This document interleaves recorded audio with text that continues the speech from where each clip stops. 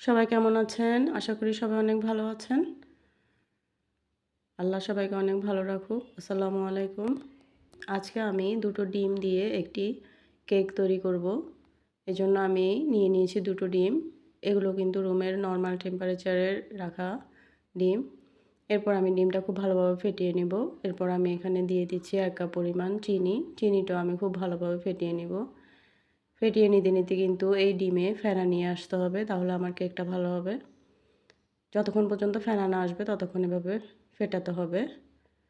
এরপর আমি এখানে দিয়ে দিব ২ টেবিল চামচ পরিমাণ সয়াবিন তেল। এরপরে দিব আমি একটু ভ্যানিলা এসেন্স, অল্প একটু দিলেই হয়ে যায়। এরপর আমি এটা আবার ভালোভাবে এভাবে মিশিয়ে নিব। এবার আমি এখানে নিয়ে নিয়েছি ১ কাপ ময়দা, এতে আমি দিচ্ছি সামান্য বেকিং পাউডার, সামান্য বেকিং সোডা, সামান্য একটু গুঁড়ো দুধ। এবার আমি এটা ভালোভাবে একটু নেড়েচেড়ে মিশিয়ে নিয়ে আমার যে ডিমের মিশ্রণটা আছে সেটা এখানে দিয়ে দিব। এবার আমি এটা খুব ভালোভাবে আবার এভাবে ব্লেন্ড করে নিব।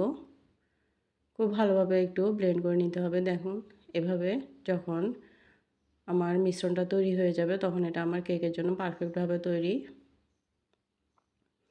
এরপর আমি কেকের জন্য যে প্যানটা নিয়েছি সেটাতে আমি আগ থেকে একটু তেল ব্রাশ করে নিয়ে আমি সাইজ মতো কাগজ কেটে বসিয়ে দিয়েছি। এরপর আমি আমার কেকের যে মিশ্রণটা তৈরি করেছি সেটা এখানে দিয়ে দিব। এরপর আমি এটা চুলায় বসিয়ে দিব। চুলায় বসানোর জন্য আমি আগ থেকে একটা পাতিল চুলায় বসিয়ে চুলাটা অন করে দিয়েছিলাম। এরপর আমি এতে একটা ট্রে বসিয়ে ট্রের উপর আমি আমার কেকটা বসিয়ে দিয়েছি। দেখুন আমার কেকটা কিন্তু হয়ে এসছে। এভাবে একটা কাঠি দিয়ে চেক করে নেবেন। আমার কেকটা রেডি। আমি এবার এটা আপনাদেরকে দেখাবো। দেখুন এটা হচ্ছে কেকের নিচের পার্টটা, এটা হচ্ছে উপরের পার্টটা। এবার আমি এটা কেটে পরিবেশন করব। দেখুন আমার কেকটা পারফেক্টলি ভাবে তৈরি হয়ে গিয়েছে। এটা খুব ভালো হয়েছে। এতে কিন্তু বাদাম, কিশমিশ সব উপকরণ যদি মেশান এটা তাও খুব ভালো লাগবে খেতে।